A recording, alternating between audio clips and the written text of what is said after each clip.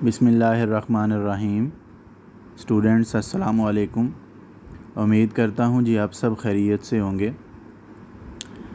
आज question number 4 train problems series का कहते हैं जी, 2 trains 90 and 110 metres long.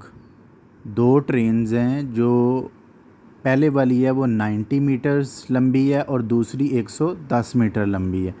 Approach one another, वो एक दूसरे की तरफ आती हैं from opposite directions at 54 and 90 kilometre per hour. एक की स्पीड 54 किलोमीटर है और एक की 90 किलोमीटर है। How long do they take to completely pass one another, वो कितनी देर में एक दूसरे को कम्प्लीटली जो है वो पास कर जाएंगी। अच्छा, क्वेश्चन नंबर 1 था जो इस सीरीज़ का, उसमें मैंने आपको ये बताया था कि रिलेटिव स्पीड क्या होती है।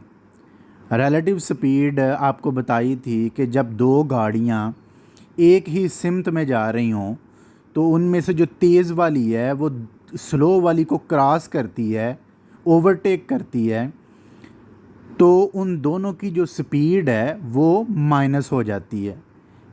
और दूसरी तरफ जब एक गाड़ी जा रही है और एक गाड़ी उसकी अपोजिट डायरेक्शन में आ रही है तो वो उसको क्रॉस करती है, तो उस वक़्त उन दोनों की जो स्पीड्स होती हैं वो प्लस हो जाती हैं। तो ये रिलेटिव स्पीड का मैंने आपको फिनोमेना बताया था। अब ये देखें जी, ट्रेन 1 है, उसकी लेंथ है 90 मीटर्स और उसकी स्पीड है 54 किलोमीटर पर आवर।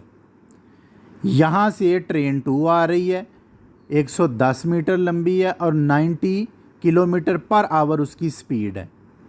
ठीक है जी। अब ये क्रॉस कैसे करेंगी? क्रॉस ये करेंगी कि ये वाली जो ट्रेन है वो इधर आ गई है और ये वाली जो ट्रेन है वो इधर आ गई है, यानी इसकी लास्ट बोगी इधर और इसकी इधर। यानी ये जब ऐसे होंगी तो ये दोनों एक दूसरे को कंप्लीटली क्रॉस कर जाएंगी। अब यहाँ पे देखना ये है कि अब उन्होंने कितना डिस्टेंस ट्रैवल किया, ये यहाँ पे देखना है। दोनों में से देख लें किसी एक को भी। अगर इसका देखा जाए तो ये जब यहाँ से चली थी, ये देखें यहाँ से चली थी, तो पहले तो इसने इस ट्रेन को क्रॉस किया पूरी को, फिर इसको क्रॉस करने के बाद ये ट्रेन का यहाँ पे जब था इसका, ये यहाँ से चली तो यहाँ पे जब इसका इंजन था और यहाँ पे इसकी लास्ट बोगी थी। ठीक है, उसके बाद जब ये आगे आई यहाँ पे इंजन आ गया और यहाँ पे लास्ट वाली बोगी थी, तो फिर इसने इसको कम्प्लीटली क्रॉस किया। तो जब इसने कम्प्लीटली इसको क्रॉस किया तो इसने कितना डिस्टेंस ट्रैवल किया? 110 मीटर ये वाली ट्रेन का कर लिया और 90 मीटर अपना भी किया। मैंने कल भी आपको बताया था कि जब भी आपने ट्रेन के बारे में, ट्रेन प्रॉब्लम्स में ये चीज़ें देखनी है तो आपने देखना है कि जब पूरी ट्रेन, पूरी की पूरी ट्रेन क्रॉस कर गई है किसी चीज़ को, यानी उसकी लास्ट वाली बोगी भी उसको क्रॉस कर गई है, तब उसको आपने फाइनल करना है कि कितना इसने डिस्टेंस जो है वो ट्रैवल किया। अब यहाँ पे रिलेटिव स्पीड में ये दोनों की स्पीड प्लस हो जाएगी। ये रिलेटिव वेलोसिटी और रिलेटिव स्पीड वो मैंने आपको बता चुका हूँ कि जब वो अपोजिट डायरेक्शन में क्रॉस करेंगी तो रिलेटिव स्पीड प्लस हो जाएगी। तो ये स्पीड आई इनकी 144 किलोमीटर पर आवर। अब यहाँ पे देखना ये है कि क्योंकि दोनों की लेंथ जो है वो 90 मीटर और 110 मीटर है, यानी मीटर्स में लेंथ है, डिस्टेंस मीटर्स में होगा, तो ये जो स्पीड है ये भी मीटर्स पर सेकंड में होनी चाहिए।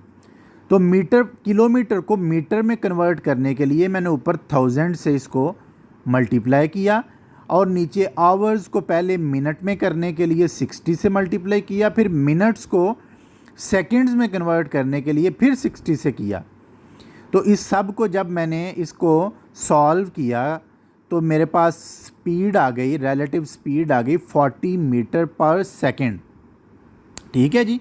आगे अब वो कह रहा है जी, as the trains travelling in opposite directions relative speed will be addition of speeds of both, that is relative speed कितनी आई जी हमारे पास 40 मीटर पर सेकंड।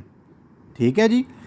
डिस्टेंस ट्रेवल्ड, कितना डिस्टेंस ट्रेवल किया, दोनों ट्रेन्स की लेंथ को जमा किया तो उतना डिस्टेंस ट्रेवल हुआ। Length of distance travelled is equal to length of both trains, 90 plus 110 is equal to 200 metres. अब उसके बाद फार्मूला लगेगा जी, now distance is equal to speed multiply by time. Distance हुआ 200 मीटर और स्पीड थी 40 metre पर सेकंड। टाइम हमने कैलकुलेट करना है, तो ये 40 मीटर पर सेकंड इधर आ गया, नीचे डिवाइड होगा, तो जो हमारे पास जवाब आया वो आया जी 5 सेकंड्स। टाइम जो हमारे पास आया यानी 5 सेकंड्स, यानी कि एक दूसरे को कंप्लीटली क्लास करने के लिए जो ट्रेन्स टाइम लेंगी वो लेंगी जी 5 सेकंड। बहुत शुक्रिया जी, उम्मीद करता हूँ आपको समझ आ गई होगी। इस चैनल को सब्सक्राइब करें और लाइक करें और बेल आइकन को प्रेस लाजमी करें और अपना ख्याल रखें, अपने इर्द गिर्द लोगों का ख्याल रखें। अल्लाह हाफ़िज़।